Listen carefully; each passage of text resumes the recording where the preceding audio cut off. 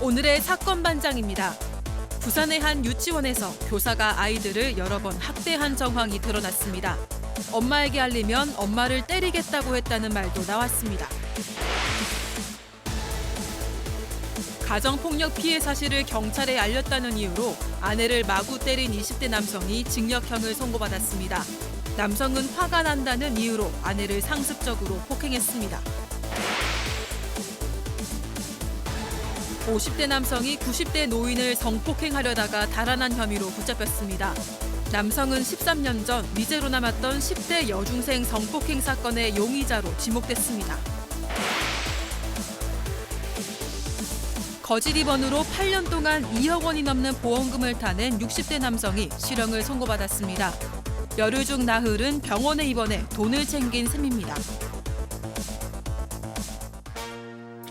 아유, 안녕하십니까. 아유, 오늘도 왜 이렇게 춥습니까, 이거. 제 마음도 춥고. 아유, 나 진짜. 아니, 그런데 말이죠. 왜 이렇게 광고가 길까요? 진짜 우리 가족 여러분들 지금 막 채팅창에 야, 뭔 놈의 광고가 이렇게 기냐고 막 계속 성화시던데. 아, 이게 또 우리 가족 여러분들이 많이 사랑해 주신 덕분에 또 사건 반장에 이렇게 꽂는 광고들이 좀 있다는 거 아닙니까? 감사합니다. 자, 진실 추적자 사건 반장 시작합니다. 자, 우리 학생들이, 우리 자녀들이 엄마 아빠한테 제일 듣고 싶은 말이 뭘까? 자, 서울시 교육청이 이걸 조사를 해봤답니다. 자, 톱10을 뽑았는데요. 그 대망의 1위, 우리 아들, 우리 딸 정말 잘했어 였다는 거더라고요. 자, 혹시 지금 옆에서 자녀분들 있으면 한번 해보시죠. 우리 아들, 우리 딸 정말 잘했어. 자, 여기 출연자분들도 서로 약간 양쪽에 이렇게 좀 보시면서 정말 잘했어 한번. 아, 이거 약간 교회 같은 데서 많이 하는 건데. 약간 이게 이상하네요. 네. 예, 이상하다. 잘하셨습니다. 알겠습니다. 네. 죄송합니다. 자, 오늘 출연자 소개해 올리죠. 자, 사회부 백민경 기자, 백성문 변호사. 자, 그리고 오윤성 순천향대 교수 양재열 변호사 나오셨습니다. 안녕하세요. 안녕하세요. 자, 양 변호사님, 고등학생 따님이 있다고 저 들었는데 방금 그거 한번 해보시죠. 영상 편지. 싫은데요? 예? 싫은데요? 자, 낯설어 할 오늘 것 같아요. 출연료 입금해주지 마세요. 아니, 예, 그거 좀 알겠습니다. 어울리는 사람한테 시키세요. 제가 이렇게 알겠습니다. 어울리겠어요. 알겠습니다. 오 교수님한테 매정한 한번. 아빠. 예, 알겠습니다. 자, 사건 반장 보면 심장병 걸릴 것 같아. 근데 또 안 볼 수는 없어 하신 샤로님. TV 토론 때문에 사건 반장 시간 줄이지 마세요 하신 김희영님. 자, 김옥예님, 대만의 가민님, 박숙경님 모두 사랑합니다. 자, 정치 뉴스에 지친 분들은 모두 여기로 오십시오. 정치 얘기 1도 없는 유일무이 시사 버라이어티 사건 반장. 자, 대한민국과 전 세계 동포 가족 여러분의 시선을 모아서 출발합니다.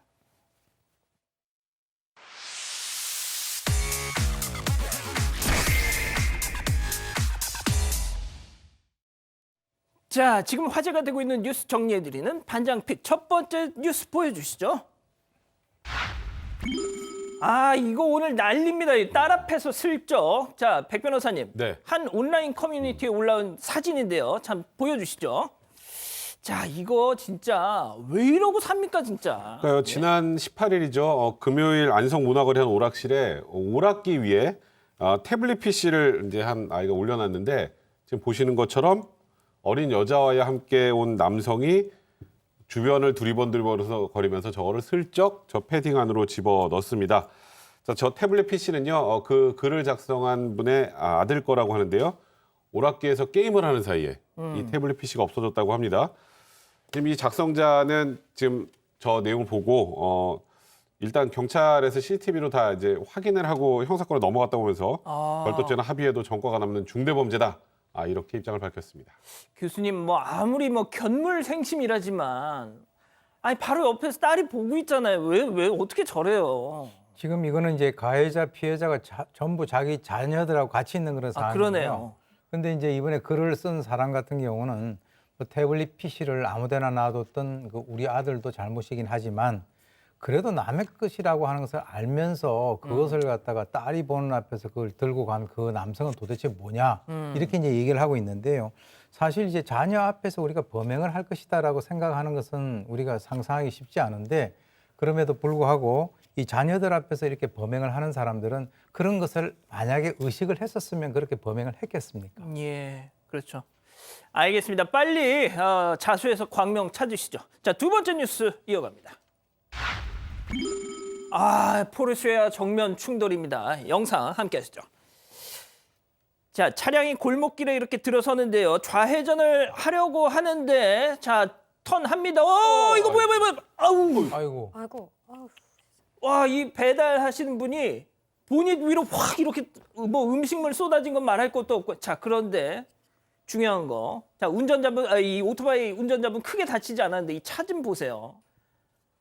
이거 포르쉐 이거 사고도 문제지만 더 큰 문제는 블랙박스 차량이 이거 보는 제가 막 다 마음이 아픕니다, 이게. 이게요. 지금 우리 법제는 손해배상을 할 때 과실 비율을 따지잖아요. 그러니까 손해로 인해서 발생한 비용을 전체 비용을 산정한 다음에 과실이 누가 더 큰 쪽을 가지고 이 손해배상을 해주는 쪽인데 아무래도 포르쉐 값이 당연히 더 훨씬 비싸겠죠. 그래서 예. 지금 이런 식으로 이제 손해배상하는 게 맞냐 틀리냐 논란도 있긴 합니다만 어쨌든 현재 법제에서는 저 오토바이 운전자가 굉장히 불리한 상황이고 게다가 경찰에서는 1차적으로 오토바이 과실이 더 크다, 훨씬 무겁다라고 보고 있다라는 거예요. 물론 이제 오토바이 운전하신 분은 직진이 우선이었다라고 주장하지만 포르쉐 쪽에서는 좌회전이 정상적이었다라고 주장을 하고 있어서 결론이 어떻게 될지는 모르겠지만 더 중요한 문제는 저런 골목길들이 차량들이 너무 빼곡히 들어차 있어서 맞습니다. 저 불법 주차고. 시야를 완전히 가려버리는 거거든요. 네. 그러니까 오토바이 운전하시는 분도 그리고 저 포르쉐 차량을 운전하시는 분도 서로 못 볼 수 있었다는 게 그러니까요. 누구 잘못이라고 해야 될지 참 답답하네요. 저 양쪽으로 다 지금 주차해 있는 차들 보세요, 저거. 예? 그러니까 아이고, 볼 때마다 그냥 가슴이 철렁이네.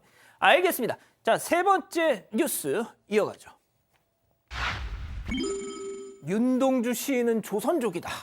자, 백 기자, 이거 어떤 내용입니까? 배달 음식을 시켜 먹다 엉뚱한 윤 시인에게 지금 불똥이 튄 상황인데요. 얼마 전 온라인 커뮤니티에 한 마라탕집 사장에 대한 불평글이 올라왔습니다. 글쓴이가 마라탕을 주문을 했는데 내가 시킨 목이버섯은 많이 안 오고 당면만 좀 많이 들어있었다고 합니다. 그래서 불평하는 후기를 올렸는데 이 내용에서 대표가 중국인인 줄 모르고 시켜 먹었다 이런 말을 한 겁니다. 듣는 사장 입장에서도 일단 그렇게 썩 듣기 좋은 말은 아니었을 것 같은데요. 일단 사장은 규정에 맞는 양을 넣어드렸다고 하면서 죄송하다고 사과했는데 이어서 저희는 제한 중국 동포라고 밝혔습니다. 중국인이 아니라는 취지를 밝히다가 그 문제의 발언이 나오는데요. 대한민국은 광복을 맞이했지만 조선족은 민족의 정체성을 없애려는 중국 정부에 맞서서 시위하다가 입국이 정지됐다며 윤동주 시인의 서시를 인용했고 이 과정에서 젊은 시인 윤동주의 고향은 북간도다. 또 윤 시인이 조선족이다. 이렇게 적은 겁니다. 하하. 자, 일단 그렇습니다. 지난해부터 말이죠. 중국 일부에서 윤동주 시인이 방금 보신 것처럼 중국에서 태어난 것을 두고 중국 사람이다, 조선족이다, 뭐 이런 주장을 편다는 거죠. 교수님, 이태백하고 두보 있잖아요. 근데 뭘 또 윤동주 시인까지 그냥 또. 예? 욕심이 너무 많은 거 아닌가 이런 생각이 듭니다. 왜 요즘에 이런 걸 가지고 이제 문제를 일으키냐. 그러면 지금까지 어떻게 보면 물 흘러오듯이 쭉 이렇게 흘러오던 것을 굳이 저런 식으로 중국인이다라고 얘기한다면 사실 윤동주 시인 같은 경우는 만주에 있는 그 북간도 명동촌에서 1917년에 태어났습니다. 저도 이제 한번 거기 가봤는데 그래서 거기 명동 소학교 졸업하고 분명히 평양에 이제 숭실학교라든가 또 서울에 와가지고 연희전문대 그렇죠. 그리고 이제 뭐 일본까지 이렇게 활동을 하면서 모든 작품을 말이죠. 중국어로 쓴 것이 아니라 전부 한글로 쓴 우리 한국의 대표적인 민족 저항 시인인데 자꾸 이렇게 건드려 놓으면 우리 한국의 입장에서는 사실은 그 불필요하게 그 중국에 대해서 좋지 않은 그런 감정을 가질 수밖에 없어요. 그래서 아까 말씀하셨지만 중국 뭐 자기들 가진 거 많잖아요. 근데 이제 주위에 있는 나라들에 있는 것을 갖다 전부 다 자기 것이다. 심지어는 중국은 독립운동가 이봉창 의사의 정보도 왜곡을 했는데요. 예. 국적을 조선민주주의인민공화국, 즉 북한이라 그러고 민족을 진짜요? 조선족이다. 그렇게 표기를 해가지고 아이고야. 역사학자가 강하게 그 항의를 한 것도 있거든요. 그래서 제가 이런 그 불필요한 그런 어떤 논란은 없는 것이 양국의 어떤 친선을 위해서는 좋겠다 이런 생각을 해봅니다. 그러니까요. 알겠습니다. 자, 마지막 뉴스 또 이어가죠. 브레이크 고장난 트럭입니다. 영상 함께 하시죠. 자, 차들이 신호를 기다리고 있는데요. 자, 그런데 어우, 자, 어이구, 야, 이거 그랜저 이거 어떻게 해야 되는데? 야, 지금, 어이구, 지금 막 이 차는 또 강제 우회전을 하고, 자, 트럭은 지금 그냥 가고 있어요, 지금. 자, 다시 한번 보시죠. 이 뒤에, 서질 않아요, 쾅 하더니 앞에 또 차를 봐가지고 이 차가 지금 사거리 한복판을. 근데 정말 다행히 피해 갔습니다. 자, 양 변호사님, 야, 이거 진짜 뭐예요, 도대체? 저 뒤에서 들이받은 5톤 트럭이 브레이크가 고장나 있었던 상황이었다고 합니다. 그러니까 운전자가 제어를 못해서 뻔히 보면서도 사고를 일으킨 것이고요. 이 앞에 타고 있던 하얀색 승용차에 있던 분은 순간적으로 의식을 잃었다라고 갑자기 쾅 덮치니까, 그래서 눈 뜨고 보니까 이게 유리창은 깨져 있고 와이퍼가 올라가는 작동하는 그런 상황인데, 진짜 더 큰 사고로 안 이어진 게 천만다행이라고 해요. 정신 차렸을 때 뭐 경찰도 와 있고 보험사도 와 있고 또 비차량이 처리를 해주겠다라고 약속을 했는데, 막상 그 보험 접수하면, 사고 차량 접수하면 접수번호가 오잖아요. 예. 이걸 가지고 이제 해결하시면 된다고. 접수번호가 오지 않아서 알아봤더니 저 뒤에 트럭 브레이크 고장 났을 때부터 좀 이상했죠. 무보험 차량이었던 겁니다. 아이고, 네, 그래서 세상에. 지금 자차로 이렇게 해결을 하려고 했는데, 그 자차 뭐 보험 가입 어떻게 해놓는지에 따라긴 한데, 이분이 든 자차는 이 중고차 사기에도 부족한 보장 금액이라고 하고요. 게다가 부상도 한 2주 정도 입었다고 합니다. 백 변호사님, 이러면 네. 어떻게 해요? 무보험 차량. 야, 진짜 황당한 상황인데요. 일단은 뭐 다 아시겠지만 저 사고의 과실은 저 트럭 100%입니다. 예. 100대 0 과실이죠. 그러면 여기서 두 가지 나눠 생각해 볼게. 저 차가 일단 무보험이니까 좀 다치셨잖아요. 예. 그러니까 몸 다친 거. 그다음에 하나는 차와 관련된 건데, 몸 다친 거는 자동차 상해 나온 무보험차 상해로 이걸 해결을 하셔야 되고요.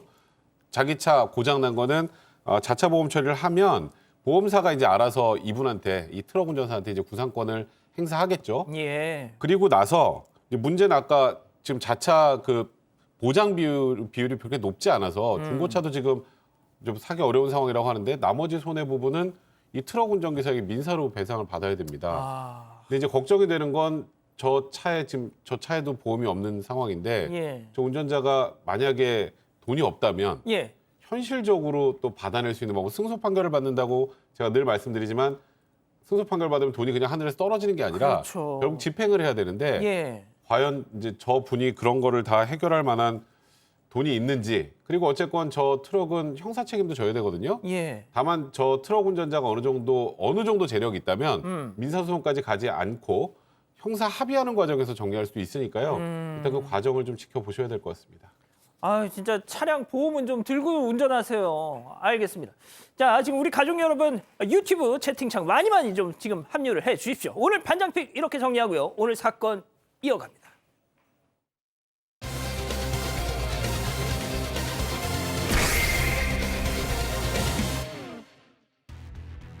부산의 한 유치원에서 교사가 아이들을 여러 번 학대한 정황이 드러났습니다. 엄마에게 알리면 엄마를 때리겠다고 했다는 말도 나왔습니다. 유치원에서 무슨 일이 있었던 건지 알아봅니다. 또 아동학대 사건입니다. 부산의 한 유치원에서 이 담임 선생님이 아이를 학대한 정황이 나왔습니다. 네, 지난해 3월 부산의 한 유치원인데요. 아이가 약간 이상 행동을 보여서 이제 뭔가 이상하다 싶어서 CCTV를 열어봤다고 합니다. CCTV 보면서 설명드리겠습니다. 네, 지금 저 까만 옷 입은 사람이 선생님인데요. 아이를 확 낚아채죠. 넘어졌는데요. 그대로 아이를 잡고 막 흔듭니다. 네, 지금 저렇게 막 세게 흔들기까지 하는데요. 그 아이 몸에 상처가 없어서 부모가 모를 뻔했습니다. 그런데 저렇게 CCTV를 보니까 저 모습이 고스란히 다 찍혔습니다. 교수님은 좀 어떻게 보셨어요? 저 영상. 통상 이제 그 직접적으로 아이에 대해서 가격을 하는 것보다는 확 잡아챈다든지 저렇게 아이를 잡고 흔드는 저런 모습들은 언뜻 남들이 보면 그 뭐 이렇게 때리는 것은 아니구나 이렇게 생각을 할 수 있습니다. 근데 이제 너 왜 나 말 안 들어? 이렇게 하면서 흔드는 것은요. 이 아동으로 하여금 엄청난 공포감을 갖다 조성할 수 있고, 특히 이제 저와 관련된 전문 용어가 있습니다. SBS, 즉 그 방송국이 아니라요. 예. 쉐이큰 베이비 신드롬이라고 해서 아이를 갖다가 잡고 이렇게 흔드는 과정에서 뇌에 손상이 온다는 거예요. 진짜요? 예, 그게 뭐냐면 차가 우리가 충돌할 때 안전벨트를 안 매면은 사람이 이렇게 앞으로 확 날아가지 않습니까? 예. 마찬가지로 이 두개골 안에 있는 그 아이들이 그 아주 여린 뇌가 잡고 흔들면 앞뒤로 계속 부딪히는 거예요. 아, 그렇구나. 그래서 이거 아주 심각하게 그 아이들에 있어서 내적인 뇌 손상을 일으킬 수 있는 그런 굉장히 교묘하고 어떻게 보면은 아주 악랄한 그런 방법이다 이렇게 볼 수 있습니다. 하지만 외상은 드러나지 않고. 그렇죠. 이야, 지금 말씀하신 것처럼 뭐 뇌는 어떻게 됐는지 모르겠지만 아이들 이 몸에 드러난 상처는 없어서 부모님들이 알기가 쉽지 않았다고 합니다. 체크포인트 짚어보죠. 상처는 몸에만 나는 게 아니합니다. 자, 그렇다면 상처도 나지 않았었는데 저 부모님들이 어떻게 알게 된 거죠? 뭔가 아이가 뭔가 의심쩍은 수상한 행동을 하는 거죠. 그전과 다르게. 일단 유치원 가기 싫어할 거 아니에요. 나 버스 안 탈 거야 이럴 거고 또 막 장난감을 집어 던지는 그런 공격적인 성향을 보이더라는 겁니다. 이건 뭔가 이유가 있다 싶어서 이 예. 부모님이 이 CCTV를 확인했더니 학대의 정황이 좀 드러났던 거죠. 자, 문제는 말이죠. 이 문제 담임 선생님이 한두 번이 아니었다라는 주장이 나오는 건데요. 관련해서 이 피해 아동 부모님 얘기 한번 들어보시죠. 나쁜 블랙 선생님 경찰서에 보내달라고 그렇게 얘기했어요. 검은색 옷, 검은색 뭐 앞치마였나? 주로 마스크도 검정색이고 그렇더라고요. CCTV 보기 전에는 말이 안 된다고 생각했어요. 밥을 먹을 때 반찬을 안 먹고 밥을 막 쑤셔 넣는 거예요, 입에. 자기 머리를 이렇게 막 때리고. 야, 아이들이 자기 머리를 때렸다는 거는 이건 심각한데요. 그러니까 지금 이 선생님이 아까 좀 전에 말씀하셨던 것처럼 아이가 상처나지 않게 이렇게 흔들고 뭐 여러 가지 행동을 했는데 그거에 그친 게 아니고요. 또 이 아이들이 지금 보시면 아시겠지만 저 피해 아동들이 5살 언저리거든요. 예. 저 아이들 방에 혼자 있는데 불을 꺼놓으면 어떨까요? 아이고, 세상. 저 아이들이 그 극도로 공포심을 많이 느낄 당연하죠. 수밖에 없습니다. 그런 행동도 했었다는 주장이 나온 상황이고요. 그 이후에 그렇게 교실에 혼자 두고 불을 껐던 그 피해를 당했던 아동 같은 경우 혼자 화장실을 가지 못할 정도로 불안을 호소하기도 했다고 하고 외상 후 스트레스 장애 진단까지 받았다고 합니다. 자, 그런데요. 이 아이들을 상대로 협박을 한 정황도 있었다. 이런 얘기가 나와서 정말 더 충격을 주고 있습니다. 피해 아동의 목소리 직접 한번 들어보시죠. 야지 때리도 또 야지도 때리도 야지도 때리도 발도 때렸어. 또 있는데 때렸어. 그냥 엄마한테 하지면 엄마 떼치야 한다고 그랬어. 아, 교수님 이건 또 어떻게 봐야 됩니까, 정말? 좀 악랄하네요. 왜 그러냐면 지금 저렇게 얘기하는 그 아이들의 목소리를 들어보면 사실 저런 애들을 뗄 데가 어디 있습니까? 근데 이제 지금 만약에 이것을 갖다가 엄마한테 얘기하면 엄마도 때릴 거다. 그러면 이 아이에게 있어서는 이 엄마라고 하는 존재가 하늘과 같은 존재예요. 근데 내가 만약에 얘기를 잘못해가지고 엄마가 맞게 되면은 엄청난 자기는 죄책감을 느낄 수밖에 없다라고 하는 것을 이제 그 이용을 한 것 같고요. 그리고 이제 절대 그래서 이 얘기를 갖다가 내가 고통을 참고 이 얘기를 엄마한테 하면 안 되겠다. 거기다가 또 하나 더 충격적인 것이 네가 만약에 엄마한테 얘기하면 좀비하고 도둑이 나타나서 네 엄마 데리고 갈 거야. 이렇게 하면 이 아이는요, 옛날 우리 아이들에게 공포를 주는 그 얘기 중에서 저기 구석 할머니 있다. 그러면 애들이 벌벌벌 떨잖아요. 그러니까 이제 전반적으로 이 상황 판단이 안 되는 저 아이들에 대해서 정말 못할 짓을 하고 있다. 이렇게 생각이 듭니다. 자, 양 변호사님, 제가 이 관련 기사에 달린 댓글을 보니까 이미 이 피해를 입은 분들은 저희가 뭐 이 어느 유치원인지 공개를 하지 않더라도 다 아시잖아요. 자, 관련 댓글이 하나 있는데 2년 전 우리 아이도 정서적 학대로 저 유치원을 관뒀는데 원장은 몰랐다. 뭘 원하시냐. 똑같은 말만 되풀이했죠. 그때도 사과를 하고 선생이 퇴사하는 걸로 마무리했는데 저기는 변한 게 없군요.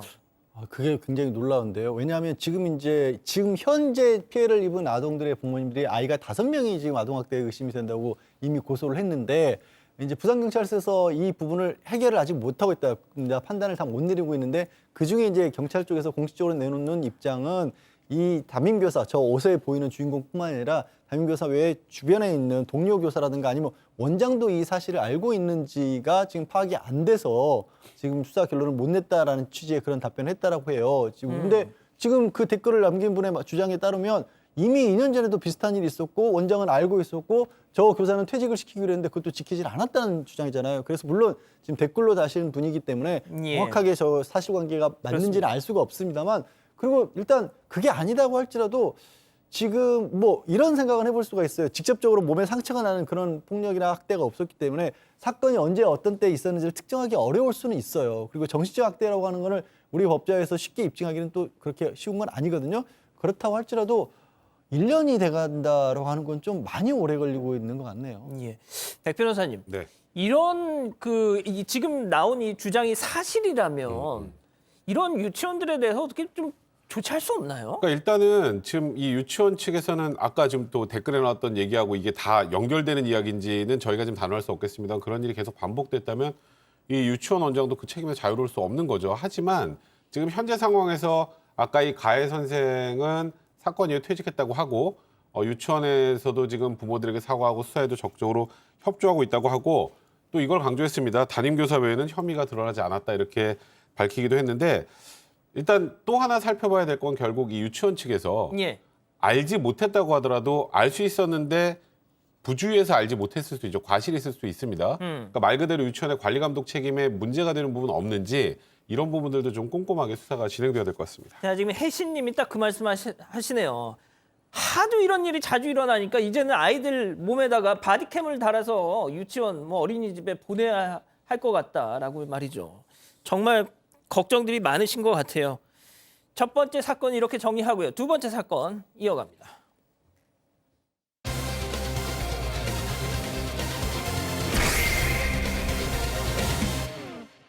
가정폭력 피해 사실을 경찰에 알렸다는 이유로 아내를 마구 때린 20대 남성이 징역형을 선고받았습니다. 남성은 화가 난다는 이유로 아내를 상습적으로 폭행했습니다. 남편의 행각을 파헤쳐봅니다. 일단 사건 내용부터 좀 설명을 해주시죠. 네, 지난해 7월입니다. 한 20대 남성이 아내의 뺨을 수차례 때리고 또 배를 발로 차서 재판에 넘겨집니다. 그런데 조사를 해보니까 폭행이 상습적이었습니다. 이 사건이 일어나기 20여일 전에도 남편이 때려서 경찰 조사를 받았었다고 하는데요. 아내가 경찰에 가서 남편에게 맞긴 맞았는데 처벌은 원하지 않는다고 진술을 했다고 합니다. 그런데 이 얘기를 남편이 듣고 너 왜 내가 때렸다고 말했어? 이렇게 화를 내면서 또 보복하면서 때립니다. 자, 들으신 것처럼 우리 신랑 처벌을 하지 말아주세요라고 했는데도 너 왜 신고했어 해서 보복 폭행을 진짜 나쁜 인간입니다. 자, 그런데 이 남성 상습 폭행했습니다. 관련해서 체크포인트 짚어보죠. 자, 지금 딱 10대만 맞자 이런 얘기를 자기 와이프한테 아내한테 했다. 교수님, 이거예요. 야, 딱 10대만 맞자. 이게 지금 할 소리입니까? 아내한테? 예? 글쎄요, 이게 남편과 아내 사이에서 오갈 수 있는 그런 대화는 아닌 것 같은데 마치 아마 우리 시청자분들도 이제 좀 그런 경험이 있으신 분들도 계시겠지만 옛날 보면 동네에 껄렁껄렁하는 그런 친구들이 지나가는 학생들 불러놓고 야, 돈 좀 내놓으라 그렇게 해가지고 없어요 그러면 너 뒤져서 나오면은 뭐 100원당 한 대다.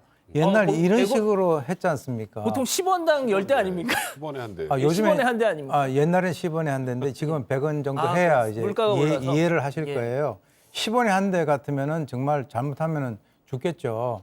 그런데 이 두 부부 사이에 있어서의 어떤 그 관계라고 하는 것은 이 폭력이 난무하는 완전히 지배와 피지배 관계다. 그러니까 이것은 이 아내 입장에서 봤을 때는 이거는 가정이 아니라 그야말로 지옥이 아닌가라는 생각이 듭니다. 백 변호사님 진짜 저도 이제 자료를 좀 읽어봤는데 이건 사람도 아니에요, 이거. 예?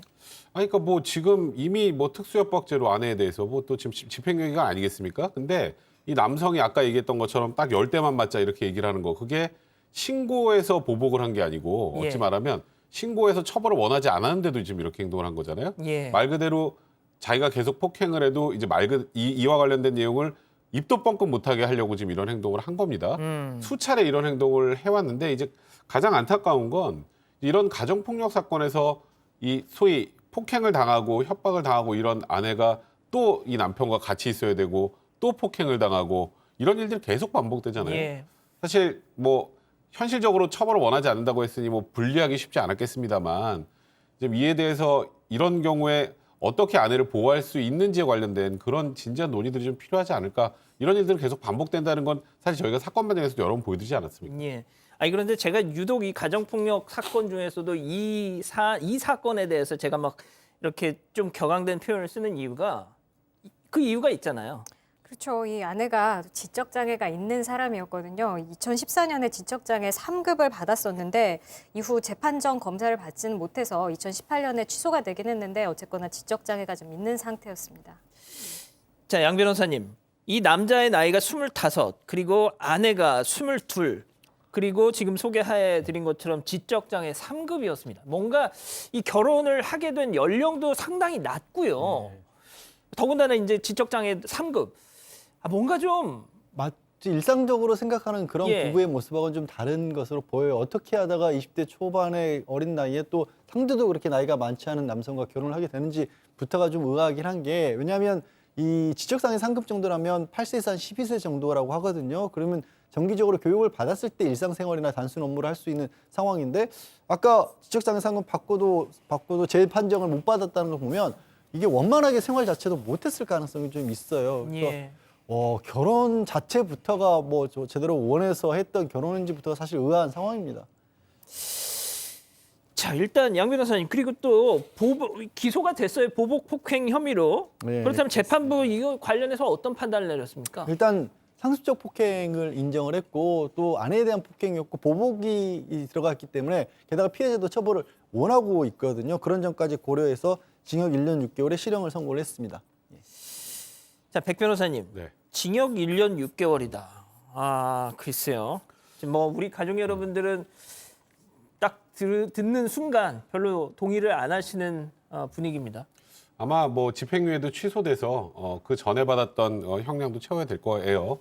근데 지금 말씀하셨던 것처럼 이런 정도의 우리가 말하면서 아까 앵커도 악질이라는 표현까지 썼는데 예. 뭐 아마 대중들의 감정으로 생각하면 형량이 턱없이 낮겠죠. 근데 더 큰 문제는 뭐냐면 지금 이 사람이 이제 출소를 하게 되면 예. 다시 만날 수가 있잖아요. 일단 재판부에서는 협의 이혼 의사가 있다는 걸 확인했기 때문에 재범의 가능성은 낮게 보고 있다라고 판단을 했는데 여기서 꼭 확인하는 거 이제 진짜 이혼이 됐는지를 확인해야 돼요. 맞습니다. 협의 이혼 의사가 있는 거하고 실제로 이혼이 끝난 거, 이혼이 된 거는 또 다른 문제란 말이죠. 여기서는 이렇게 얘기했다가 혼인관계 유지할 수도 있잖아요. 예. 거기다가 지금 피해자분께서는 어쨌건 지금 지적 능력이 좀 떨어진다고 지금 나온 상황이기 때문에 말씀드렸던 것처럼 그런 부분은 수사기관에서 다시 한번 좀 체크를 해줬으면 좋겠고, 그리고 협의 이혼이 이루어졌어도 거주지가 계속 동일할 수도 있습니다. 맞습니다. 이런 부분들은 꼭 꼼꼼하게 사회에서 체크를 좀 해줘야 될 것 같습니다. 자, 교수님 마지막으로요. 좀 남편이 25, 아내가 22. 그런데 이제 아내가 지적장애 3급. 보통 이런 사례라면 장애를 뭐 정말 극복하고 사랑해서 결혼한 그런 정말 아름다운 스토리여야 되는 것인데 이게 지금 이렇단 말이죠. 이거 어떻게 해석을 해야 됩니까? 이거 정말 뭐랄까 우리가 알지 못하는, 그리고 이 판결문에서 나오지 않는 무언가가 있다는 느낌이 자꾸 들거든요. 제가 볼 때는 아마 이제 그 최초에 결혼을 하게 된 그런 그 과정을 우리가 정확히는 모르겠습니다만 아까 얘기하셨는데 과연 이 사람의 어떤 자유의지에 의해서 이렇게 결혼을 하게 된 것인지, 그리고 이제 가정폭력의 특징이라는 게 그렇습니다. 한 번 사람을 갖다 때리기 시작을 하면 나중에는요, 맞는 사람이, 저는 그런 경우를 봤어요. 맞는 사람이 그날 맞지 않으면 잠을 못 자요. 왜냐하면 오늘 맞을 그 양을 갖다 안 맞았기 때문에 차라리 맞고 자는 것이 훨씬 더 편하다. 이런 사례도 제가 봤는데요. 그러니까 때리는 사람이나 맞는 사람이나 너무나 일상화되어 있어가지고 이게 이제 이 여성이 견디지 못할 정도까지 가는 그런 상황인데요. 사실 저렇게 되면은 이 가정폭력은 제가 볼 때 나이가 70이 넘어도 계속되는 그런 그 사례들을 제가 봤단 말이죠. 예. 그러니까 저런 상황이 되면은 빨리 어떤 정리를 갖다 하셔서 새로운 삶을 찾는 것이 훨씬 그 미래를 위해서는 나은 것이다, 이렇게 저는 생각됩니다. 알겠습니다. 두 번째 사건 이렇게 정리하고요. 세 번째 사건 이어갑니다.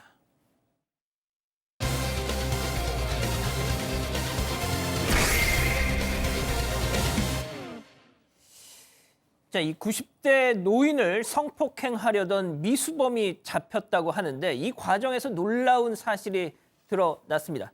백민경 기자가 설명해 드리죠. 지난해 11월 원주에서 있었던 일입니다. 한 50대 남성이 90대 여성을 성폭행하려고 했습니다. 하지만 범행에 실패해 달아나게 됐고 이틀 전 경찰에 의해 체포됐습니다. 그런데 여기서 놀라운 사실이 드러나게 됩니다. 남성의 DNA 분석 결과 13년 전 미제로 분류됐던 성폭행 사건의 용의자와 DNA가 일치한 거죠. 두 범행의 간격은 13년. 경찰은 남성이 저질렀을 수도 있는 여죄에 대해 수사를 확대하고 있습니다. 이 남성의 또 다른 범죄 행각, 드러날 가능성도 있어 보입니다. 자, 백 기자, 일단 지난해 11월 자세하게 좀 더 들어가 보죠. 지난해 11월 원주에서, 강원도 원주에서 한 남성, 이 50대 남성이 이거 참 저도 너무 충격을 받았는데 이 90대 어르신을 성폭행하려다 한 달 만에 잡힌 거죠. 네, 지난해 11월 원주에서 일어난 일입니다. 한 50대 남성이 주택에 무단으로 들어가서 90대 여성을 성폭행하려다 미수에 그쳐서 도망쳤습니다. 경찰이 탐문 수사를 벌여서 한 달 만에 피의자를 특정해 검거했는데요. 강원 원주경찰서는 이 남성을 주거 침입 강간미수 혐의로 조사 중입니다. 그런데 조사하던 중에 또 다른 사실을 알게 됐습니다. 알겠습니다. 그럼 여기서 오늘 두 번째 사건 체크포인트 짚어보죠. 그놈이 그놈이다. 자, 백 변호사님, 이게 어떤 의미인 건지 좀 설명을 해주시죠. 네, 지금 사건은 올해 이제 그 작년이죠. 원주 90대 여성 성폭행 미수 사건을 얘기하는 과정에서 그놈이 그놈이다 이런 얘기를 하셨는데 이제 과거 2009년에 용인에서 여중생이 이제 집에서 하교라고 집으로 가는 길이었는데 거기에서 이 아이를 따라 들어가서 성폭행했던 사건이 발생을 했는데 아직 범인이 잡히지 않았었습니다. 그래서 용인 여중생 성폭행 사건이라고 해서 이제 미제 사건으로 분류가 돼 있었는데 이번에 피해자 몸에서 이 용의자의 DNA, 이 남성의 DNA가 이제 검출이 됐는데 지금 과거 2009년 사건의 용의자의 DNA와 일치한다는 겁니다. 그러니까 이번에 이 성폭행 미수 사건의 이 범인이 과거 2009년 용인 여중생 이 성폭행 사건의 유력한 용의자라고 봐야 되는 것이죠. 지금 뭐 우리 가족 여러분들 채팅창에서 지금 뭐 난리가 났어요. 난리가 났어 지금. 예? 자, 일단 양 변호사님, DNA만 있는 게 아니었다. 저 일단 뭐 이거 먼저 듣고 가죠. 자, DNA만 있는 게 아니었다라는 겁니다. 관련해서 경찰 관계자 얘기 잠깐 듣고 가시죠. 이 사람 2009년에 강원도 말고 용인에 살고 있었던 건가요? 거기 딱 살았다는 건 아니고요. 좀 뭐 범위를 넓혀서라든 아니 거기에 어떤 식으로든지 생활 반응이라 그러거든요. 거기서 뭐 활동한 흔적 같은 거를 확인을 했어요. 예. 카드 뭐 사용 내역이나 뭐 그런 거 말씀하시는 거예요? 그것도 있을 수도 있고 다른 것도 있고. 자, 양 변호사님, 일단 뭐 DNA가 뭐 일치가 됐으면 솔직히 그걸로 끝난 겁니다. 솔직히. 하지만 그 외에 더 무언가가 있다고 봐야겠죠? 왜 저런 부분을 따져지게 되냐면 지금 원주에서 일어난 사건이잖아요. 근데 13년 전 사건은 용인이었잖아요. 거리가 굉장히 멀리 떨어졌던 겁니다. 혹시라도 일종의 알리바이를 주장할 수가 있기 때문에 경찰이 그 부분을 확인해 봤더니 이 남성 같은 경우에 용인 근처에서도 생활 반응이 나왔다라는 겁니다. 거기에 더해서 여중생 성폭행 사건 같은 경우 피해자가 13년 전 일이지만 얼마나 충격적이었겠습니까? 그 인상착의를 굉장히 뚜렷하게 기억을 하고 있다고 합니다. 그 인상착의와 일치를 했다라는 것, 특히 이 범죄자들이 성범죄 같은 경우 특히 거의 비슷한 수법으로 반복을 하게 됩니다. 예. 이 수법도 비슷했다. 이게 세 가지 정도가 겹치는데 DNA가 나왔기 때문에 이건 거의 단정을 해도 될 상황이었던 거죠. 그렇군요. 자, 교수님, 그러니까 이겁니다. 13년 전, 그러니까 13년 전 그놈이 이번에 그놈이었다. 자, 그렇다면 저는 당장 우리 가족 여러분들도 당장 그 말씀을 하세요. 이자가 13년 동안 참고 있다가 두 번째 범행을 했겠느냐? 그 13년 동안 무수히 또 이 신고되지 않은, 세상에 알려지지 않은 이런 유사 범죄를 무수히도 벌였을 것이다. 네? 그렇게 추정을 하는 것이 합리적이죠. 왜 그러냐면 이제 자기 버릇, 지 버릇 개 못 주는 겁니다. 지난 13년 전에 그 10대의 여중생을 그 강간을 하고 지금 13년이 흘러서 90대의 여성을 강간 미수를 했다. 그렇다면 그 가운데는 뭐 전혀 그런 일이 없었을까? 물론 지금 현재까지는 DNA 그 검색 시스템에 의해서 나온 것은 13년 전 것만 나왔는데 그 이제 그 과정에서 이 사람이 분명히 어떤 다른 여죄를 갖고 있을 그럴 가능성이 상당히 높아 보입니다. 그래서 이제 이 사람이 거기에 DNA를 갖다가 뭐 남겨놓지는 않았다 하더라도 지금 추가적으로 제가 볼 때는 13년 동안 본인이 전혀 저런 행동을 하지 않고 있다가 갑자기 10대에서 90대 여성으로 옮겼다? 그렇게 생각하기는 상당히 좀 확률이 낮아 보인다 이렇게 보입니다. 그렇습니다. 자, 그러니까 13년 전 이 50대 남성 30대 때는 그러다가 일단 50줄이 되고 나니 90대 어르신을 또 저렇게 공격을 했다. 자, 백 변호사님. 네. 일단 13년의 시간 차이가 있다 보니까 지금 당장 좀 걱정이 되는 게 혹시 공소시효 뭐 이런 거. 공소시효는 전혀 문제가 되지 않을 것 같은 게요. 최근에 이제 뭐 DNA가 과학적 증거 같은 걸로 이제 다시 발견돼서 확인이 되는 경우에는 공소시효가 연장되기도 하니까요. 이 부분은 공소시효 문제보다는 지금 아까 저희가 이제 DNA는 일치했고 여러 가지 생활 반응이나 이런 것들 다른 간접 증거들도 명확하게 있는 상황 아니겠습니까? 예. 증거가 명확하다면 이 처벌에는 큰 문제는 없는 상황인 것으로 현재는 보입니다. 그렇군요. 자, 이 몇 년 전에 아주대학교 병원 이 연구팀이 성폭행 피해를 당한 여성들의 뇌 사진을 찍어봤는데, 자, 전쟁 피해자, 또 재난 피해자들의 이 뇌 사진에서 나타나는 그 상황과 유사한 패턴이 확인이 됐다. 이런 연구 발표가 있었거든요. 그러니까 13년 전 그 피해를 받았던 여성분이 어떻게 살았겠습니까, 그동안? 그나마 지금 이렇게 약간 사건에 어떤 실마리가 잡히게 돼서 천만다행인데, 자, 오늘 이자에 대한 영장 실질 심사가 있었다는데 혹시 속보가 들어온 게 있나요? 네, 지금 아까 설명드린 그런 증거들이 법원에 왔었을 때도 이건 다른 여지가 없어 보인다라고 판단한 모양입니다. 영장 발부됐습니다. 구속됐습니다. 알겠습니다. 세 번째 사건 이렇게 정리하고요. 네 번째 사건 이어갑니다.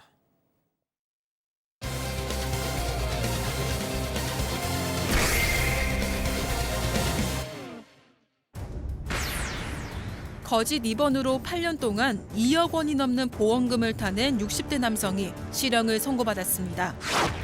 열흘 중 나흘은 병원에 입원해 돈을 챙긴 셈입니다.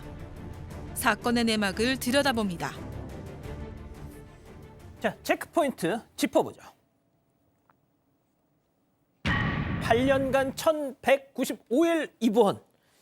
야, 진짜 8년 동안 2억 원을 넘는 보험금을 타냈다는 거잖아요. 네, 지금 아까 날짜가 나왔는데요. 거의 절반 가까이 병원에 누워 있었습니다. 이제 입원할 만큼 근데 아프지는 않았던 것 같은데 그러면서도 이제 입원을 해서 보험금을 타낸 상황입니다. 2012년부터 2020년까지 무려 8년간 7개 보험사에서 총 2억 3,600만 원을 받아냈습니다. 보험회사가 진단서, 입원 확인서, 수술 확인서 내용만 보고 보험금을 지급하는 점을 악용했습니다. 교수님, 일단 이 나이롱 환자라고 하잖아요. 솔직히 저도 어떤 병원 그런 장면을 목격한 적이 있습니다. 어떤 병원 근처에 있는 당구장에 갔는데 이게 병원 입원 환자 환자복 입고. 환자복 입고 네. 이거 하고 있어요. 우리나라가 이제 이 보험 그 시스템 자체가 아직까지는 뭔가 엉성한 그런 부분들이 많다. 통상 이제 이 보험 범죄라고 하는 것은요, 직접적으로 어떤 그 피해자가 우리 눈에 잘 보이는 건 아니에요. 그런데 많은 보험 가입자들이 전부 다 그 피해자가 될 수가 있는데, 이 사람 직업이 보험 범죄 사기 설계사입니까? 왜냐하면 10일 동안 4일을 갖다가 입원을 했다라고 하면 도대체 이런 그 오랜 기간 동안에 있어서 입원이 어떤 식으로 아무런 제재가 없이 그런 식으로 이어질 수 있느냐.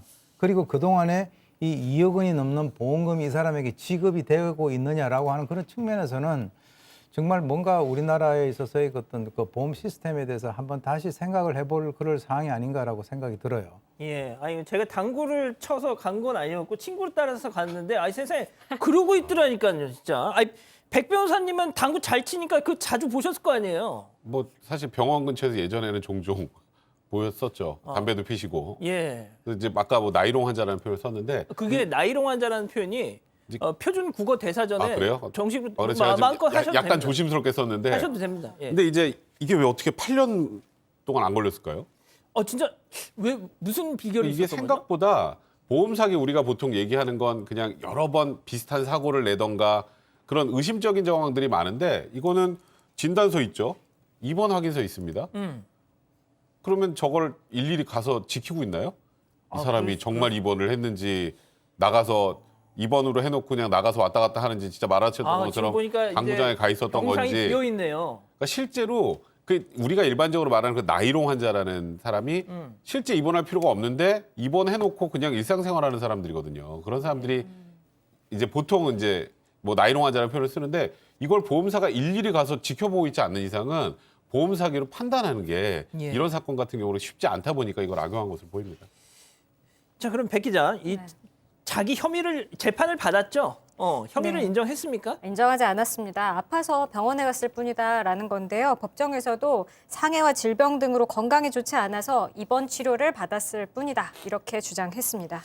이게 저도 자료를 보고 있는데 특정 병원에 집중됐다 입원이 이거 보면은 약간 이 병원도 약간 문제가 있는 게 아닌가라는 느낌도 좀 들고 말이죠.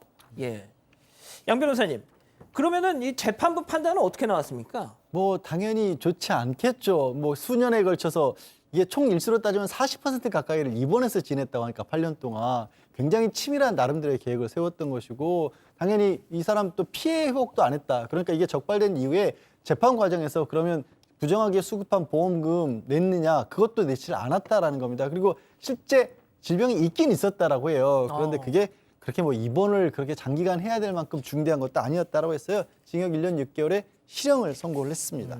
결국 뭘 이렇게 입원을 자주 했냐 이게 딱 그거네요. 거기서부터 의심의 시작이고요. 아까 제가 나이롱 환자는 뭐라 그랬죠? 입원해놓고 잘 안 있는 사람을 나이롱 환자라고 예, 예, 하잖아요. 예, 예. 근데 아까 우리 당구장 얘기인데 여기도 나옵니다. 판결문에. 아, 진짜요? 입원 기간 중에 이 사람이 당구장에 출입했다는 거예요, 진짜? 여러분. 아 이거 그리고- 약간 국룰 분위기네. 네, 이거. 그리고 이게 보통 입원해서 하루에 밥 3끼를 어디서 먹어야 돼요? 병원에서 먹어야 돼. 근데 일일 삼식에 못 미치는 식사 기록. 아. 그러면 나머지 끼니는 바깥에서 때웠다는 걸 알 수 있는 거고요. 그 뭐 당구장에서 짜장면 네, 시켜 그렇죠. 먹든지. 그리고 입원을 했는데 희한하게도 신호 위반에 속도 위반 단속 기록이 있어요. 운전을 근데 했다는 운전도 한 건가? 거잖아요. 아. 그러면 입원해서 실제로 제대로 있지 않았다라는 것이고 저도 예전에 이제 제 사건이 아니라 예. 어떤 분이 저한테 하소연을 하셔서 음. 사고가 나기 교통사고가 났는데 예. 이제 우리가 이렇게 붙었다 그러잖아요. 그 쿵이 아니라 입원하셨다는 거예요. 앞차에 있는 분이. 또 어느 병원이냐 해서 아까 병원 얘기하시길래 제가 그 병원에 변호사로 전화를 드려서 지금 어떤 환자분 들어와 계시지 않냐.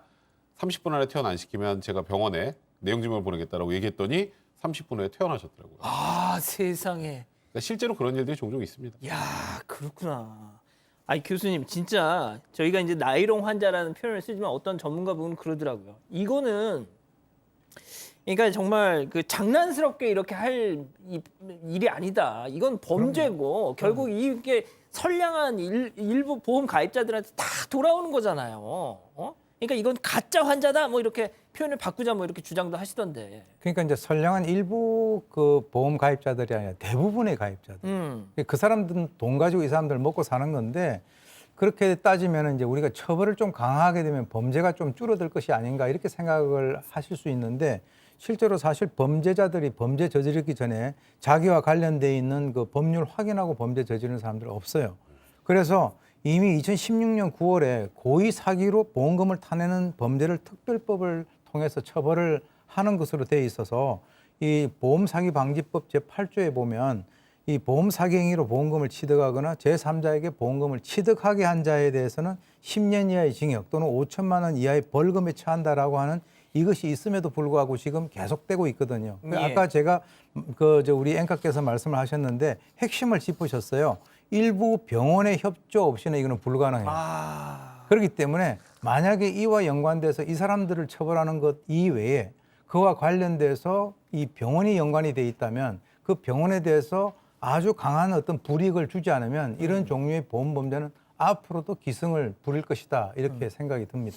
양 변호사님, 아까 백 변호사님이 소개했던 그 본인의 사례 있지 않습니까? 그 해당 병원에 내용 증명 보내겠다. 당장 퇴원시켜라. 야, 이거 좋은 방법 같은데요, 이거? 근데 또 함부로 뭐 예를 들어서 변호사가 아니신 분이 말을 쉽게 했다가 협박으로 역으로 당하실 수도 있기 때문에 함부로 변호사 너무 좋다. 따라하진 마시고요. 상황을 분명하게 파악을 하고 할 수 있는 걸 좀 생각을 해보셔야 될 것 같고 잠깐 말씀하셨지만 병원들이 또 우리가 해외 뭐 교포라든가 아니면 한국에 오래 사시는 외국인들 같은 경우 대한민국에 제일 좁은 점으로 빼놓지 않고 꼽는 게 의료 서비스가 너무 잘 돼 있다는 그렇죠. 거잖아요. 예. 근데 이게 너무 잘 돼 있다 보니까 항상 빛이 있으면 그림자가 있듯이 사기를 치기도 너무 좋은 거예요. 아프다면 입원 시켜주니까. 그렇죠. 그래서 지금들 병원들도 뭐 입원 기간 요즘 혹시 병원 안 가보셨을지 모르겠지만 입원 기간도 일부러 제한을 하고 여러 가지 장치를 만들고 있긴 하거든요. 하지만 근본적으로는 더 인식의 전환 같은 거 그리고 과잉 진료 같은 게 아까 교수님 말씀하신 것처럼 적발이 됐을 경우에 병원 측이 주는 불이익이 더 커야 이런 일들이 확실히 줄어들 수 있지 않을까 싶습니다. 그렇군요. 알겠습니다. 자, 네 번째 사건 이렇게 정리하고요. 다음 별별 상담소 이어갑니다.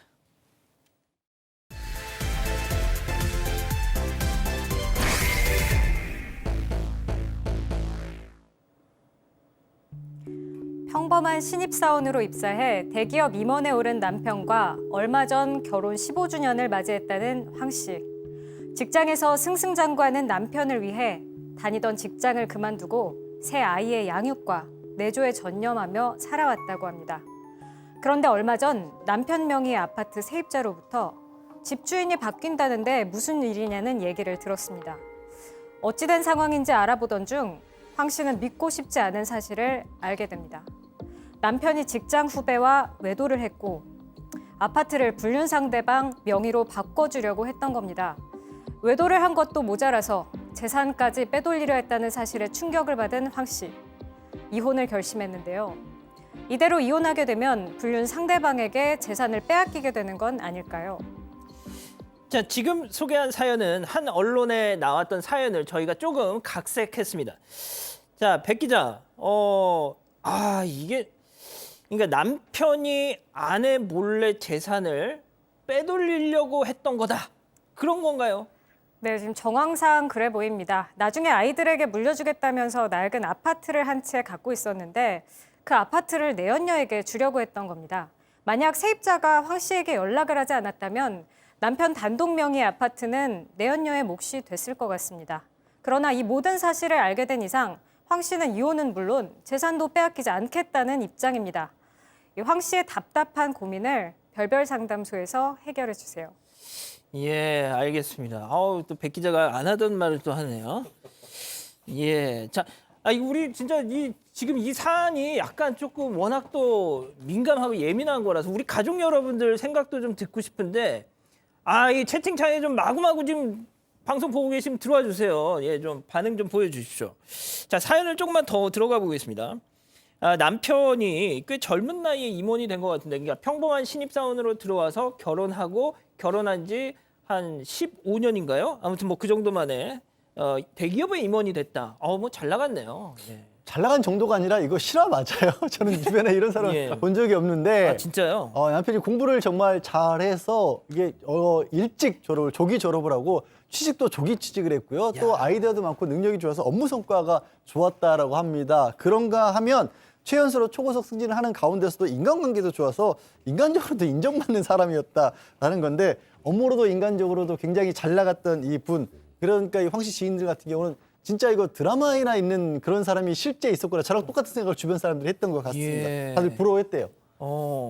자, 그런데 이제 이 아내도 직장 생활을 하다가 만난 거잖아요. 근데 결혼을 하면서 이제 그 내조만 해달라 그러니까 그걸 포기하고 이렇게 된 건데. 아내는 원래 출판사에 다녔었는데 좋은 편집자가 되는 게 꿈이었다고 합니다. 그래서 웬만하면 일을 그만두지 않으려고 했었고 아이를 둘 낳을 동안은 실제로 일을 그만두진 않았었습니다. 근데 아까 말씀드렸다시피 이제 남편이 승승장구를 하면서 생활비 걱정을 할 필요가 없어졌고 또 아내의 전폭적인 뒷바라지를 좀 은근히 원해오기 시작했다는 건데요. 또 거기다가 셋째까지 임신하게 되면서 상황이 바뀌어버렸습니다. 황 씨가 결국 직장을 그만두고 전업주부가 됐습니다. 그래서 지금까지 10년째 전업주부로 남편도 내조하고 아이들도 양육해왔다고 하는데요. 사실 일을 그만둔 게 좀 많이 아쉬웠는데 남편을 생각해서 티도 못 내면서 지내왔었다고 합니다. 예. 지금 뭐 우리 가족 여러분들 뭐 진짜 뭐 벌써 이제 시동을 거셨어요. 지금 막 진짜 막 부글부글 끓고 계시는데, 자, 일단 남편은 대기업 임원, 그리고 또 아내는 들으신 것처럼 뭐 검소했다. 뭐 모아놓은 재산도 상당했겠네요. 제가 여기까지 말씀드리면 진짜 이 남자는 드라마 속에서나 나오는 남자 같으실 것 같아요. 근데 이 남자 뭘 잘못했지라고 아마 생각하실 것 같은데 월급도 많았는데 재테크도 잘했다고 합니다. 아이고. 그래서 투자는 물론 뭐 저평가된 건물 뭐 이런 걸로 투자를 해서 재산이 꽤 많았다고 해요. 근데 일단 이 아내분 입장에서는 남편이 또 또 부족하지 않을 만큼 생활비도 많이 갖다 주니까 남편이 돈을 얼마나 벌고 얼마나 재산 증식하는지 크게 관심이 없었다고 합니다. 이제 그러다 보니까 이제 모든 재산이 다 남편 명의로 돼 있었는데 그래도 이제 이게 몰래 뭐 이걸 모아서 뒤로 이렇게 재산을 증식했던 게 아니라 예금 적금 같은 현금 자산뿐만 아니라 뭐 부동산 투자할 때도 언제나 이제 이 아내하고 다 상의를 일일이 하나하나 상의를 해왔기 때문에 뭐 남편을 계속 믿어왔던 이상 명의가 뭐 남편으로만 돼 있는 거에 대해서는 이 아내분 전혀 개의치 않으셨다고 합니다. 자, 지금 뭐 간통죄 다시 살려야 된다. 절대 이혼해주지 마라. 도장 찍어주지 마. 막 지금 막 그러고 계세요 지금. 자, 오 교수님. 근데 이거를 처음 딱 뭔가 수상하다 했던 게 이 세입자가 갑자기 집주인 바뀌어요? 이 전화 받고 그랬다는 건데 워낙 부부간의 이런 이 끈끈함이 뭐 지금까지 말씀드렸다시피 좀 상당하다 보니까 단순히 그 전화 한 통화로 흔들리지는 않았을 것 같은데 말이죠. 글쎄요, 이제 신뢰가 상당히 있다라고 하는 것은 첫째 이제 아이들이 셋이나 된다는 것은 이제 부부 사이 금슬이 상당히 좋다 이렇게 우리가 볼 수 있는데 이 이제 나중에 이 아이들이 크면 여기에 대해서 대비를 해야 되니까 그것에 대비해 가지고 이제 낡은 대단지 아파트를 하나 구입을 한 것 같아요. 그래서 이것이 재개발이 되면 나중에 아이들 뭐 결혼시키고 이제 이렇게 구상을 한 것 같은데 어느 날 이제 거기에 있던 그 세입자도 이 세입자도 이제 상당히 오래된 세입자라 그래요.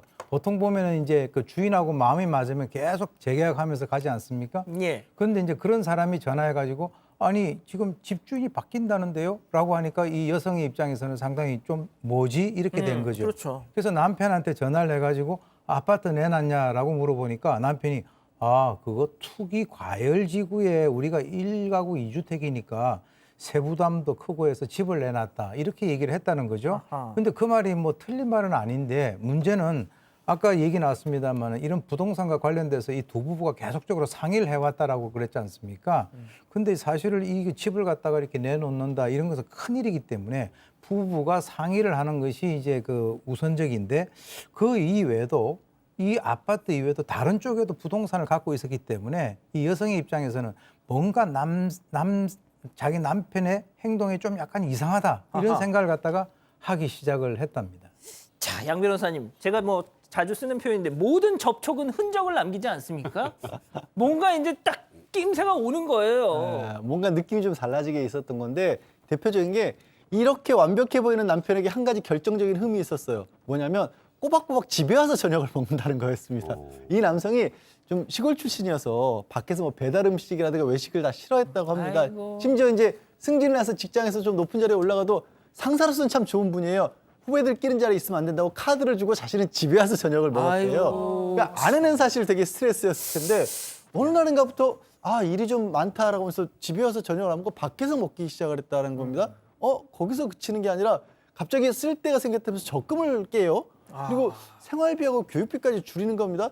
근데 아내는 너무 완벽한 남편이었으니까 믿고 싶었던 모양이에요. 이게 좀 갑자기 좀 회사 경기도 안 좋고 하니까 급여가 좀 줄었나 보다. 그래서 일도 많아졌나 보다. 라고 애써 외면을 했었어요. 예.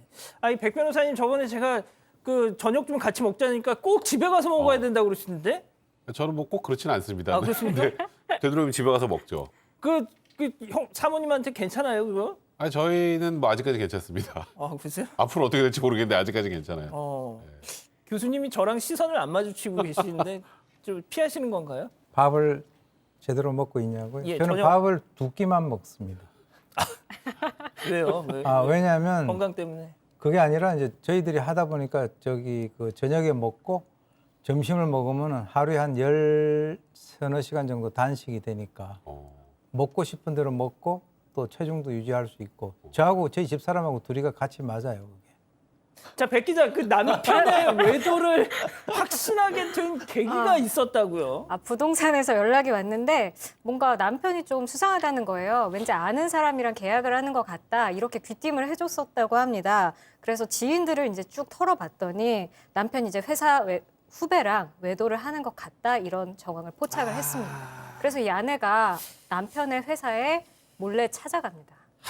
그러고서 좀 기다리는데요. 예. 퇴근 시간 한참 넘겼는데 한 여자랑 같이 손을 꽉 붙잡고 나왔다고 해요. 아이고. 그러고 이제 그 도시 외곽에 있는 이제 숙박업소 같은 데 들어가는 모습을 보고 외도가 확실하다 이런 확신을 갖게 됐다고 합니다. 그러니까 저도 이렇게 뭐 사회생활을 하면서 주변에 저런 사례들을 간간히 이렇게 듣습니다. 그래서 아 진짜 이게 그게 가능할까 그런데 진짜 가능하더라고요. 현실에서 말이죠. 자 교수님 그런데 이 남편 저 정도 걸렸으면 이제 손이 발이 되도록 빌어야 하는데 그 진짜 그랬나요? 두 가지로 나눠집니다. 현장에서 현행범으로 적발될 때 그것을 인정을 하면서 싹싹 비는 사람이 있고 그리고 이제 딱 태도를 돌변해 가지고 자기 할 얘기를 하는 사람들이 있어요. 근데 뭐라 그러냐면 나 외도했어. 근데 결혼 생활은 나 유지하고 싶어. 단 조건이 있다. 내가 지금까지 그 후배를 아주 불쌍하게 여겨서 지금 가지고 있는 아파트 한 채는 그 여성의 명의로 주고 싶다. 이렇게 얘기를 했다는 거죠. 그러니까 지금 이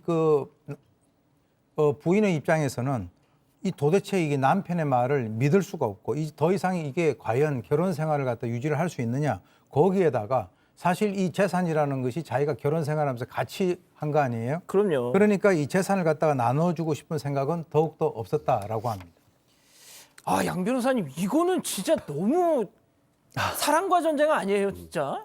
그러게요. 근데 의외로 이런 어떤 뭐 불우정행이나 이런 것들이 드러났을 때 생각보다 당당하게 나오는 경우들이 좀 있습니다. 그러니까 아, 실제 보신 적 있으세요? 뭐 상담을 이렇게 했었을 경우에 이제 여성분들 같은 경우 그런 호소를 좀 하세요.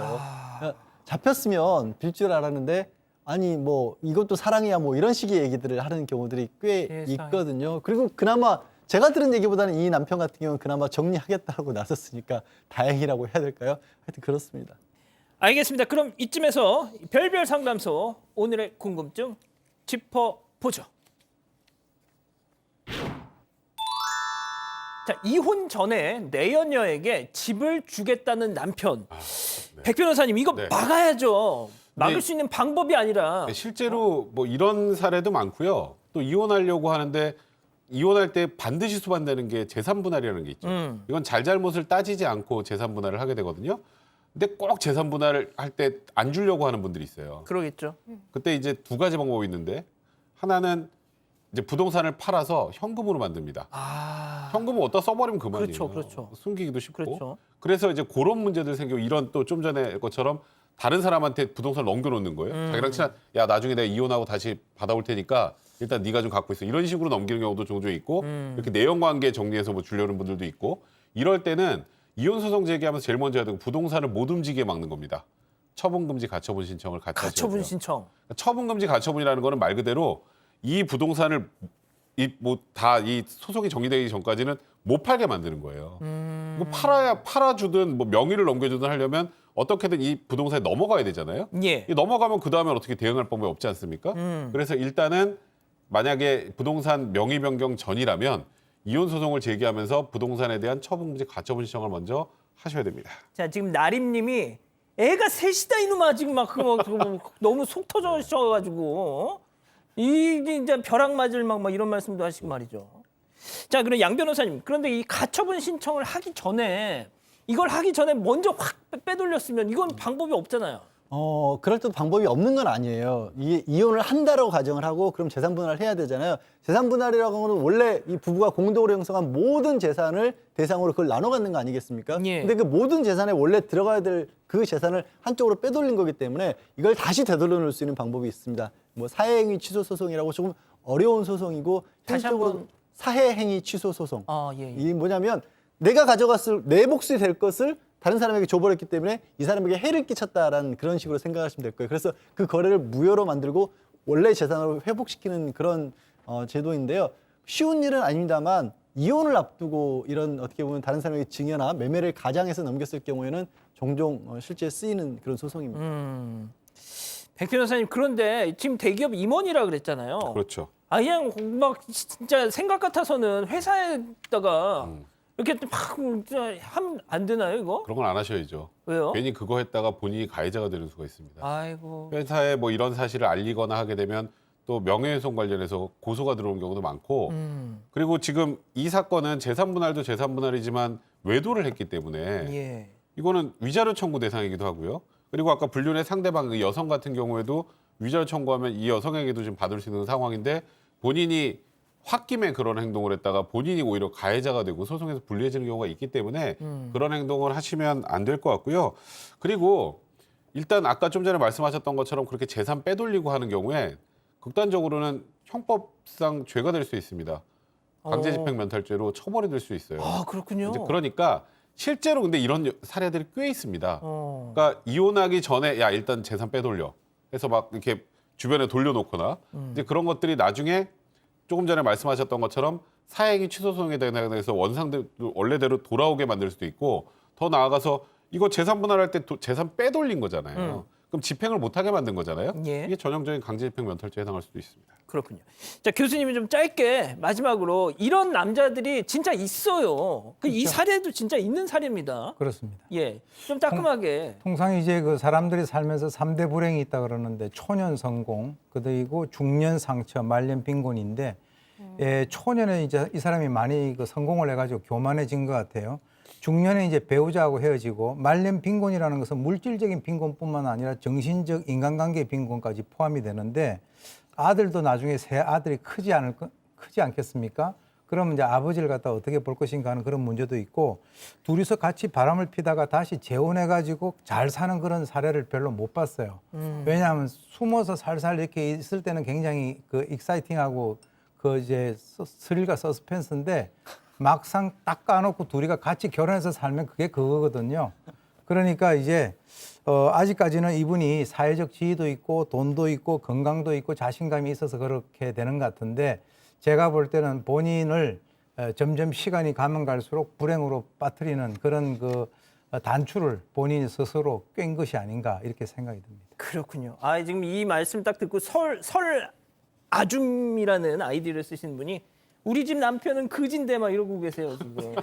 아유, 아내분 사랑해 주시면 그걸로 된 거죠 뭐. 자, 별별 상담소 이렇게 정리하고요. 글로벌 픽 이어갑니다.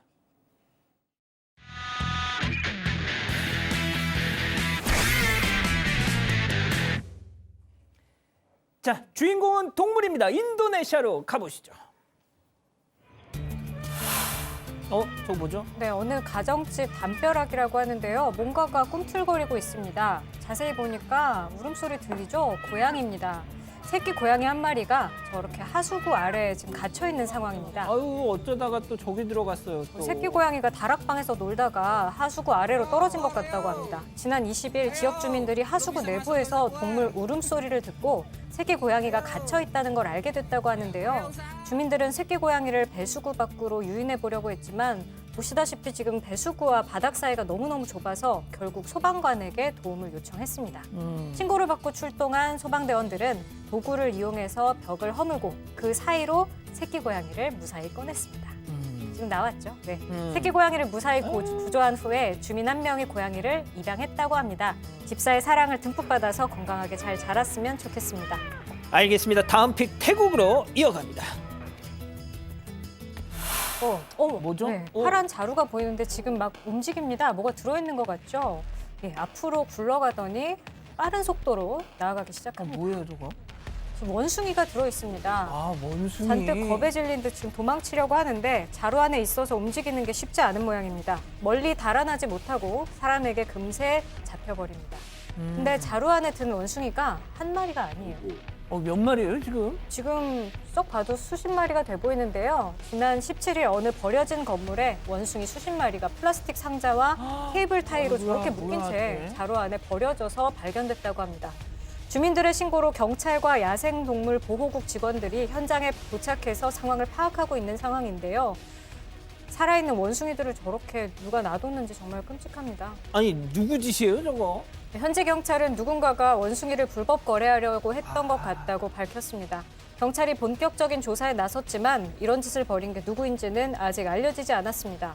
주민들은 경찰에 신고하기 전에 일부 원숭이들을 풀어줬고 남은 원숭이들은 경찰이 방콕 인근에 있는 야생동물 검역소로 데려갔다고 합니다. 원숭이 일부는 굶주림과 갈증에 시달려 쇠약해진 상태였다고 하고요. 한 마리는 결국 숨졌습니다. 아유, 그렇구나. 알겠습니다. 자, 세 번째 픽, 최근 온라인에서 화제가 되고 있는 영상 함께 하시죠. 이게 뭐죠? 네, 저 어느 편의점 내부 CCTV에 찍힌 영상입니다. 네, 보시면 갑자기 뭐야? 뭔가 들이닥치더니 물건에 놓인 진열대를 다 쓰러뜨립니다. 아이고야, 네, 진열대 위에 놓인 물건들 와르르 쓰러지자 또 먼지와 모래가 순식간에 저렇게 카메라를 뒤덮습니다. 방금 뭐예요? 자세히 보시면 픽업 트럭입니다. 픽업 트럭 한 대가 편의점 건물을 저렇게 들이받은 건데요. 커브길을 지나가다가 갑자기 보시는 것처럼 통제력을 잃으면서 그대로 편의점 내부로 돌진한 거라고 합니다. 이것 때문에요. 편의점 내부는 완전히 아수라장이 돼버렸습니다. 사람 다쳤을 것 같은데요. 네, 사고 직후 편의점에 들이닥친 이 픽업 트럭 안에 운전자와 동승자가 갇혀 있었다고 하는데요. 이 모습을 본 편의점 주인이 경찰에 신고를 했고요. 응급구조대가 곧바로 출동해서 운전자와 동승자를 무사히 구조했습니다. 자, 허리, 등에 부상을 입은 이 두 사람 병원으로 옮겨져서 치료를 받고 있습니다. 사고 원인이 뭐라고 하던가요? 네, 현지 경찰이 자세한 사고 원인을 지금 조사 중인데요. 운전자는 그 도로가 익숙하지 않았다면서 당시 속도를 줄이려고 했지만 이미 늦었던 것 같다. 이렇게 밝혔습니다. 운전자는 일단 편의점 주인에게 피해액을 지불하기로 약속을 했다고 하는데요.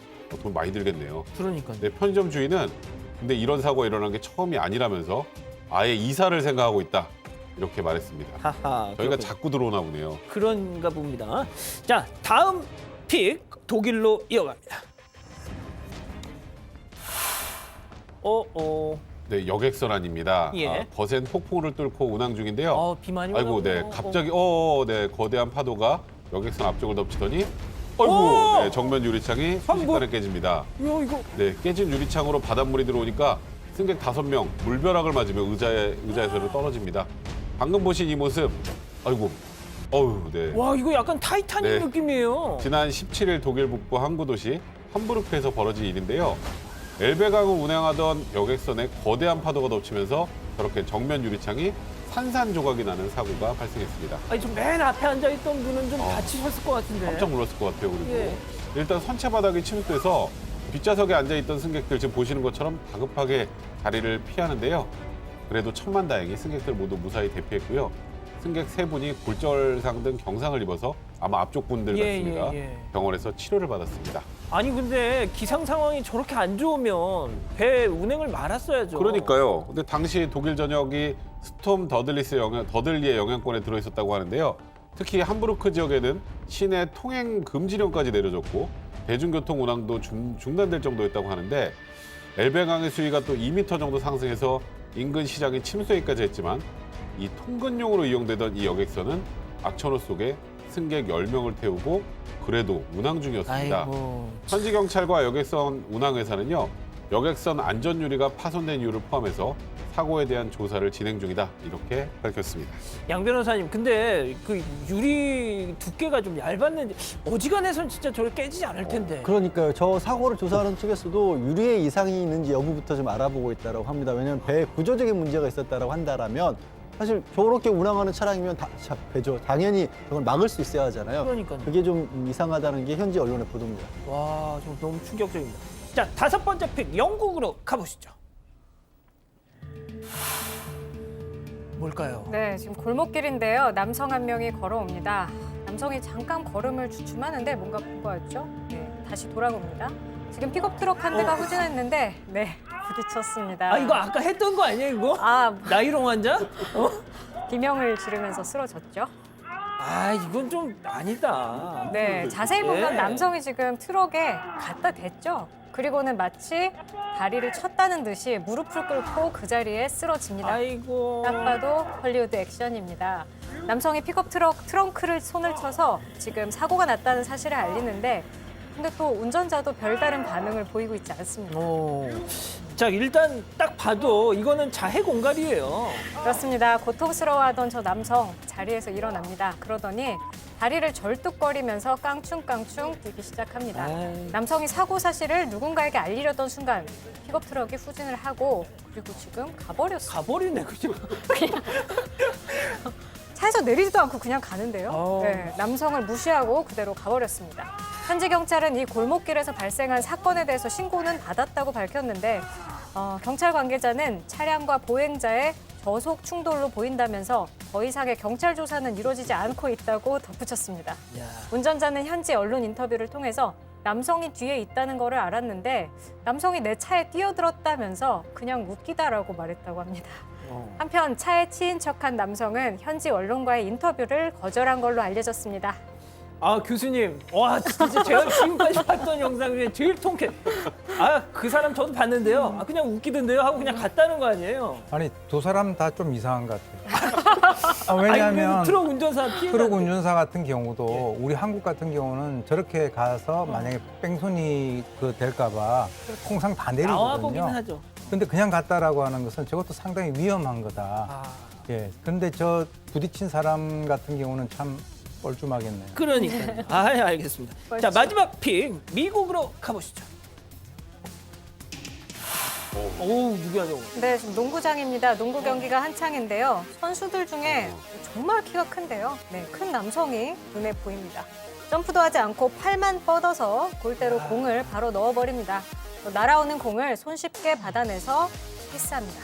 이 선수 미국 프로농구 NBA 선수는 아니라고 합니다. 플로리다의 사설 체육시설에서 활동하고 있는 유소년 농구 선수 올리비에 리우군입니다. 캐나다 출신의 리우군은 올해로 15살입니다. 아 15이요? 지금 키 얼마인데 키? 선배 키가 15살 때 얼마나 되셨어요? 너 진짜 왜 그러니? 어? 키가 무려 2m 28cm입니다. 우리나라 하승진 선수보다도 큰 키라고 하는데요. 13살이 됐을 때 키가 213cm까지 자랐다고 하고요. 최근에는 세계에서 가장 키가 큰 10대 소년으로 기네스 기록도 세웠습니다. 엄마 아빠 역시 장신이라고 하니 키는 역시 유전인 것 같습니다. 리우 군의 이야기 들어보겠습니다. I reached 7 feet tall when I was like 13, 14. I had to adjust my shot, my running speed. It was an effort to make, but I was resentful. 아니 저럼 농구 너무 쉽게 하는 거잖아요. 팔만 뻗으면 공이 들어간다잖아요, 지금. 리우 군은 유소년 농구 선수 중에서도 패스를 잘하고 정확한 슛을 던지는 선수로 평가받고 있습니다. 단지 키가 크기 때문이 아니라 연습도 꽤 열심히 하고 있고 재능도 있다고 합니다.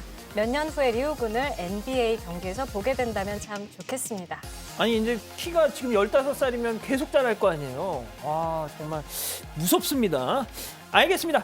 자 잠시 30초간 전하는 말씀 듣고 저희 다시 돌아오겠습니다. 채널 고정, 리모컨, 마우스, 핸드폰, 태블릿 다 돈터치.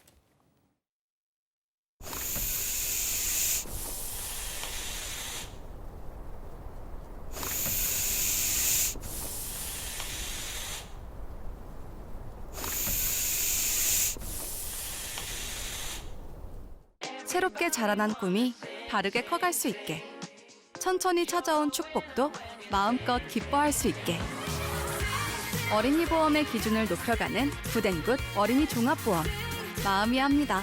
현대해상.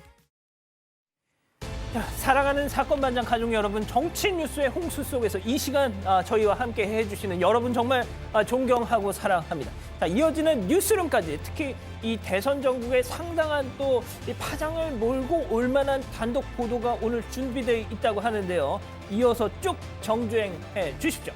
자, 저희는 내일도 별이 6개 저녁 6시에 다시 옵니다. 자나깨나 오미크론 조심. 안녕히 계십시오.